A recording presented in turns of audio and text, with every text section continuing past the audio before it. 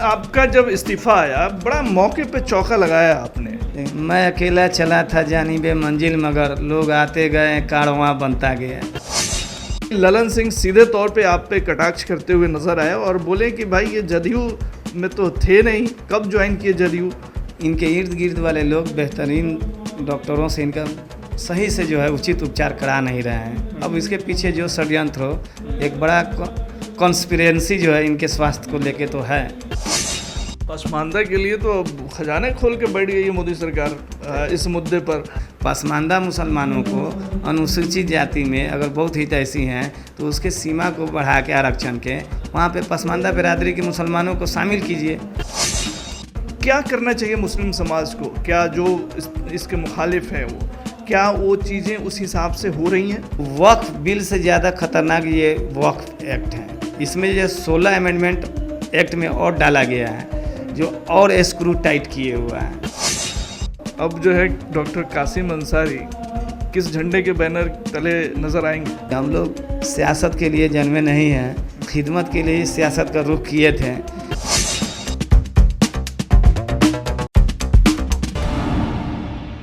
STV news पर आप देख रहे हैं टॉक विद अंसारुल, और टॉक विद अंसारुल में आज बात जेडीयू में मचे भगदड़ की। और जेडीयू में मचे भगदड़ की शुरुआत जहां से हुई वो शख्सियत यानी डॉक्टर कासिम अंसारी आज STV न्यूज़ के स्टूडियो में है। कासिम साहब, बहुत स्वागत है आपका। आपने तो पूरा जदयू हिला डाला। आपका भी बहुत बहुत और STV न्यूज़ का भी बहुत बहुत धन्यवाद, शुक्रिया, मुबारकबाद। और ख़ास तौर से आप काफ़ी दिनों से जो है चढ़े हुए थे हम पे, लेकिन मसरूफियत की वजह से हम आपको वक्त नहीं दिए। इसके लिए हम आपसे माफ़ी भी चाहते हैं। नहीं, हम इसलिए चढ़े थे आप मतलब इंटरव्यू के लिए मैंने आपको कॉल किया कि बहुत सारे सवालात जो है आपको लेकर के मार्केट में और पार्टी की तरफ से भी आए। जैसा कि ललन सिंह सीधे तौर पे आप पे कटाक्ष करते हुए नज़र आए और बोले कि भाई ये जदयू में तो थे नहीं, कब ज्वाइन किए जदयू। देखिए, बोलने के लिए कुछ भी बोला जा सकता है। मैं 2008 से जो है इस पार्टी का रहा।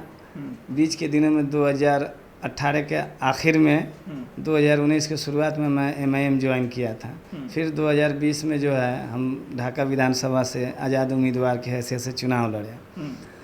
और चुनाव ललन सिंह तो कह रहे थे कि आप AIMIM से लड़े थे। नहीं, तो उनको जो जानकारी जिस सोर्स से वो जानकारी उठाए थे वो गलत जानकारी थी। सब लोग जानते हैं, चुनाव आयोग के वेबसाइट पर भी जाके देखिए। आज़ाद उम्मीदवार की हैसियत से 2020 का चुनाव ढाका विधानसभा से मैंने लड़ा और हम MIM के प्रबल दावेदार थे, लेकिन दुर्भाग्यवश वहाँ से मुझको टिकट नहीं मिला और हम चुनावी तैयारी में काफ़ी आगे बढ़ गए थे।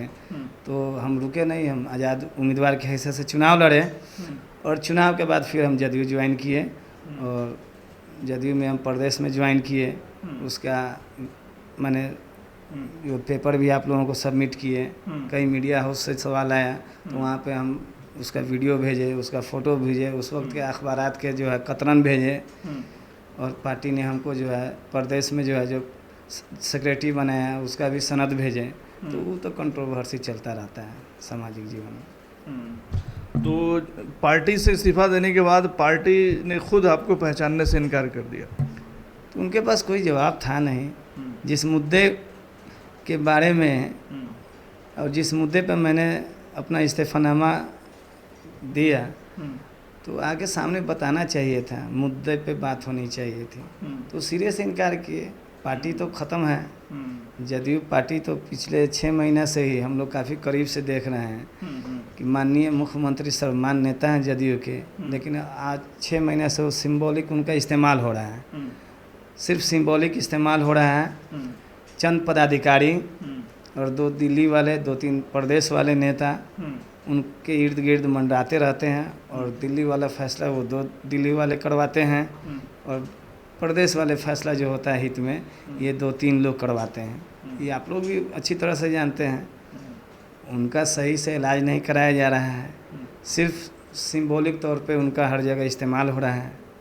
तो हम लोग तो जब अगस्त में ही पिछले साल 24 में जब पार्लियामेंट में ये बिल आया और ये हो हंगामा के बाद JPC में गया, तब से हम लोग जो है मुखर थे। इसके प्रति हम लोग जागरूक कौम के माने औलाद हैं।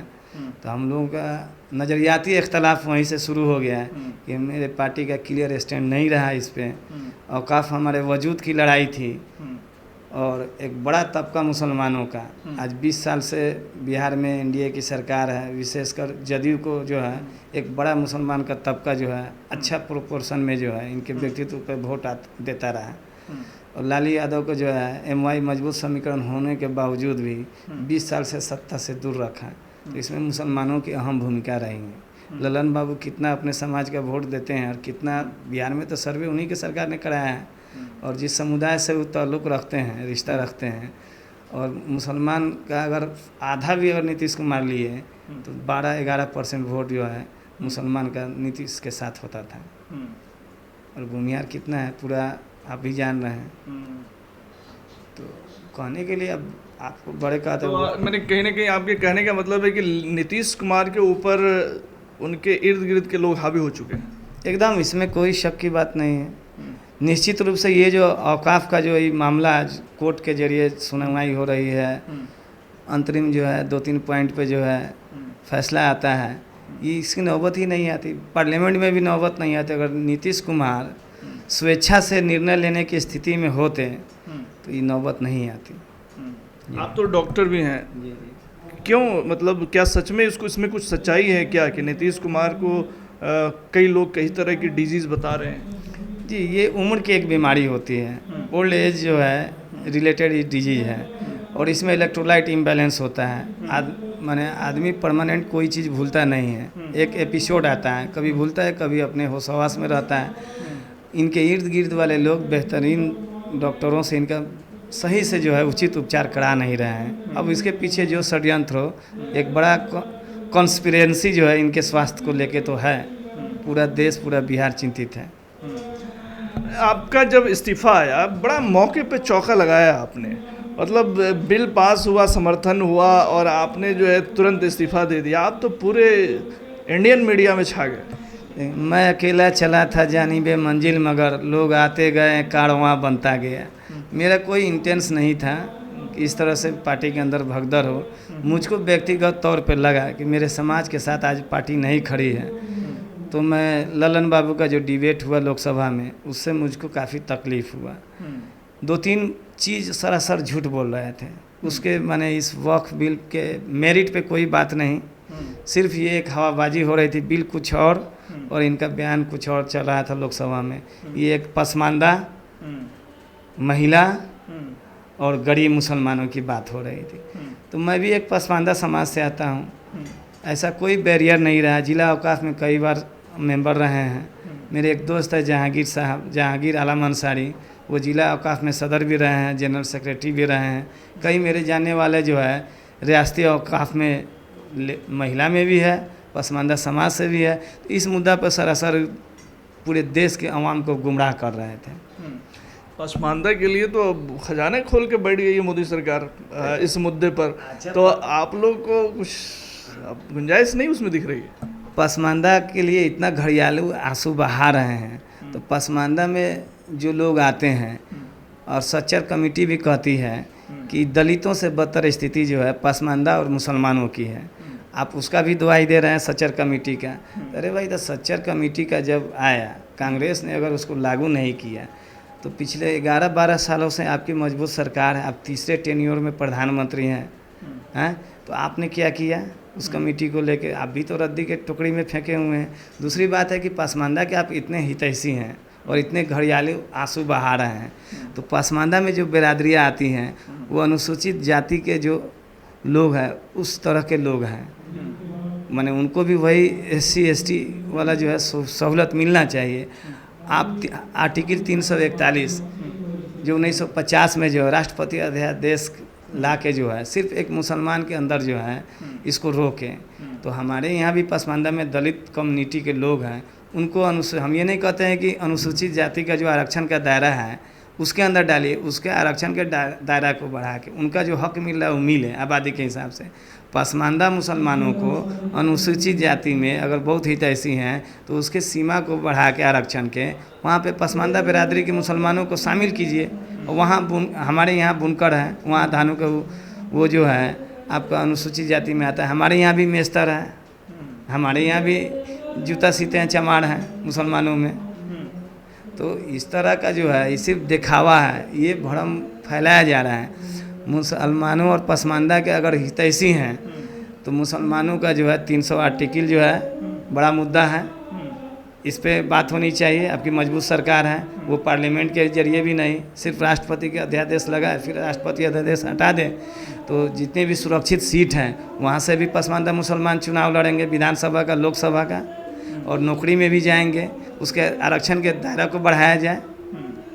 अब कासिम साहब, हम उस मुद्दे पे आपसे बात करना चाहेंगे जिस मुद्दे से आप जो है पूरे इंडिया भर में फेमस हुए, और कहीं ना कहीं जो है एक आपका जो पॉइंट था वो वैलिड था, और बहुत सही मौके का चुनाव आपने किया अपने इस्तीफ़ा देने का। वक्त पे जो है बिल तो पास हुआ ही, राज्यसभा में पास होने के बाद प्रेसिडेंट का सिग्नेचर भी होगा, अब कानून का अस्तित्व भी वो ले चुका है। क्या करना चाहिए मुस्लिम समाज को? क्या जो इसके मुखालिफ हैं वो, क्या वो चीज़ें उस हिसाब से हो रही हैं? देखिए, ये जो वक्फ एक्ट 2025 है, तो ये एक्ट को, गजट को आप पढ़िए, जो औकाफ बिल आया था उसको पढ़िए, दोनों का कंपैरेटिव स्टडी कीजिए। तो वक्फ बिल से ज़्यादा खतरनाक ये वक्फ एक्ट है। इसमें जो 16 अमेंडमेंट एक्ट में और डाला गया है जो और स्क्रू टाइट किए हुआ है। बिल से भी ज़्यादा खतरनाक एक्ट है। हम लोग 4-5 दिन जो है पटना में रह के, और हम लोग इस पूरे कानून के जो है विद्वानों के द्वारा ट्रेनिंग लिए हैं। एक एक पॉइंट पे जो है, इसमें 44 अमेंडमेंट है, जो 95 और 13 का कानून जो है वो औकाफ का, और ये जो 2025 का एक्ट है इसमें 44 अमेंडमेंट ऐसा है जो आपको स्पेन बना देगा, आपको रसिया बना देगा, समरकंद बना देगा। तो लोग जो है सिर्फ हवा में बात कर रहे हैं। सुप्रीम कोर्ट में जो स्टे लगा है वक्फ बायूज और दीगर, देखिए, सुप्रीम कोर्ट ने 2-3 चीज़ पे आपत्ति लगाई है। बाबरी मस्जिद का भी आप फैसला देखिए, तो उसमें भी औकाफ का है कि भाई वक्फ बाय यूजर जो है औकाफ का अपना धरोहर है, उस पर छेड़छाड़ नहीं किया जा सकता है। तो सुप्रीम कोर्ट में बाबरी मस्जिद के जो सिलसिले में आया तो पूरा एविडेंस मुसलमान के साथ था, पूरा जजमेंट जो है मुसलमान के फेवर में था। लेकिन जब मस्जिद और मंदिर की बात आई तो आस्था के दुनिया में, दुनिया की पहली तारीखी फैसला है कि आस्था के बुनियाद पे वो बहुसंख्यक समुदाय को मंदिर बनाने के लिए दे दिया गया। उसका 3 हिस्सा किया गया। एक हिस्सा मुसलमानों को बाहर जो है उस अहाता से बाहर 5 एकड़ कि आप वहाँ भव्य मस्जिद बनाएंगे, और कमेटी सरकार बनाएंगे। तो ये एक्ट जो है उससे ज़्यादा ख़तरनाक है। और ये हमारे सभी मदारिस से प्रभावित होंगे, सभी मसाजिद प्रभावित होंगे, मज़ारात प्रभावित होंगे, कब्रिस्तान प्रभावित होंगे, हमारे जितने भी मिली और असरी जो इदारा है वो सब प्रभावित होंगे। तो ये बड़ी लंबी लड़ाई वाली जो है मुद्दा है। और हम 40 से 40 जो है जो अमेंडमेंट इस कानून में आया है एक्ट के रूप में, हम 40 पे आपत्ति है। 40 का जो है 2013 का यथावत रहे तो हम मानेंगे, या अमेंडमेंट करना है तो जी माने मंदिर ट्रस्ट है, मठ ट्रस्ट है, गिरजाघर ट्रस्ट है, क्रिश्चियन ट्रस्ट है, तो वहाँ पे जो चेयरमैन होता है तो वो अवाम वहाँ का ट्रस्टी के जो कमेटी के लोग हैं वो 3 आदमी का सिलेक्शन करके सरकार को भेजती है, सरकार उसको चेयरमैन मनोनीत करता है। लेकिन सिर्फ औकात में ही हमारे साथ नाइंसाफ़ी शुरू से हो रही है। यहाँ सरकार अपना चेयरमैन शुरू से ही नॉमिनेट करता है, और वो चेयरमैन सरकार का होता है, और वो जो भी एलिगेशन औकाफ में है तो लूट खसोट, भ्रष्टाचार, मारपीट या अतिक्रमण सभी जगह है। लेकिन औकाफ का मसला नहीं है। आप आए दिन सुनते हैं कि मंदिर के ज़मीन पे कब्जा के लिए गोली बारूद चला है, मर्डर तक हुआ है इस देश में। ये मामला सिर्फ औकाफ का थोड़ा ही है, ये तो। और दूसरी बात है, बोल रहे हैं कि रेलवे और डिफेंस के बाद सबसे ज़्यादा औकाफ के पास ज़मीन है, तो सिर्फ कर्नाटक और इसी में आंध्रा में सबसे ज़्यादा जो है मंदिर का जो है औकाफ से भी ज़्यादा, सिर्फ 2 स्टेट में जो 9 लाख के आसपास औकाफ की ज़मीन है, उससे ज़्यादा वहाँ पे 2 मंदिर का, पूरे देश का जो है मंदिर का ट्रस्ट का आप सर्वे लेके आइए तो बहुत ज़्यादा है वहाँ पे। ये कहा जा रहा है कि विपक्ष के द्वारा भड़काया जा रहा है मुसलमानों के हित में। ये मुसलमान खुद जो है इससे पीड़ित हो रहा है। ये अपने वजूद की लड़ाई है। और मुसलमान जो है आज का पढ़ा लिखा नौजवान ख़ास करके इसकी अहमियत को समझता है। जो दुनिया की तारीख को पढ़ता है वो अपना इस अहमियत को समझता है। स्पेन भी देख रहा है और रसिया का भी देख रहा है कि क्या असर हुआ था, तो सचेत है। और जब आवाम सचेत है तो पॉलिटिकल पार्टी का तो काम है कि आवाम के साथ जुड़ना। विपक्ष में भी इस मुल्क में जो है 90% नहीं 99% जो है गैर मुस्लिम भाई भी जो है वो संविधान प्रेमी है, धर्मनिरपेक्ष है। वो भी जो है सभी मज़ाहिब के इज्जत करते हैं और सभी धर्मों का वो सम्मान करते हैं। इस बुनियाद पर वो हमारे साथ हैं। अब जो है डॉक्टर कासिम अंसारी किस झंडे के बैनर तले नज़र आएंगे? देखिए, आप भी जानते हैं कि जब इस मुद्दे पर हम आगे बढ़ें तो जो भी सियासी दल हैं अपने स्तर से सब जगह हमको जो है दावत तो आपको बहुत मिल रही होगी। दावत तो बहुत मिली। कहाँ से मिली? अब जो भी है जो हम एक आध ठो नाम बता दीजिए। नहीं माने राजद है, कांग्रेस है या कम्युनिस्ट है या और लोग हैं या मेरे जो चाहने वाले पहले से जहाँ हैं उन लोगों की तरफ से भी दावत आई है, हमारे गार्जियन के तरफ से भी दावत आई है। सब पार्टी में सबके अभिभावक होते हैं तो वहाँ से मिल गई है। बिरयानी कहाँ खाना है?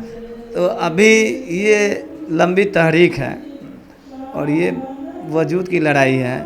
और आप भी जानते हैं कि हम लोग सियासत के लिए जन्मे नहीं हैं, खिदमत के लिए ही सियासत का रुख किए थे। तो अभी का जो कॉन्टेक्स्ट है, अभी जो हाल फिलहाल का जो मुद्दा है वो वक्फ बिल पे जो है, इसलिए आप जो है कानून पे बड़ा तहरीक खड़ा करने का अपना पूरा एनर्जी जो है हम सियासी दल में न लगा के अभी फ़िलहाल यहीं पे हैं और हर जगह। और इसीलिए आप जो है इमारत शरिया के दफ्तरों में नज़र आ रहे हैं। वो हमारा एक असासा है। अमीर का जो है इताअत हम पे आयद है, फ़र्ज है।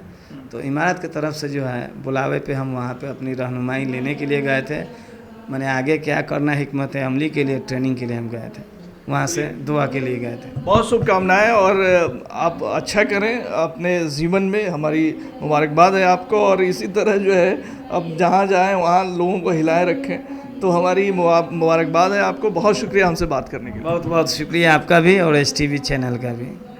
तो डॉक्टर कासिम अंसारी जिनसे हम बेबाक बात कर रहे थे कि ये जब इस्तीफ़ा दिए थे तो काफ़ी सुर्खियों में आए थे। उसके बाद से पूरे देश में जो है इन्होंने अपने डेयर या अपनी जो अपना इन्होंने जो हिम्मत दिखाया कि किसी चीज़ से अगर इन इत्तेफाक नहीं रखते हैं, मुद्दों पे समझौता ये इन्होंने नहीं किया और कहीं ना कहीं इन्होंने सुर्खियां बटोरी।